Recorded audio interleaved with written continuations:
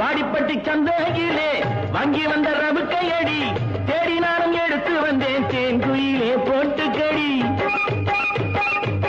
வாடிப்பட்டி சந்தையிலே வாங்கி வந்த ரவுக்கையடி தேடி நானும் எடுத்து வந்தேன் தேன் குயிலே போட்டுக்கடி.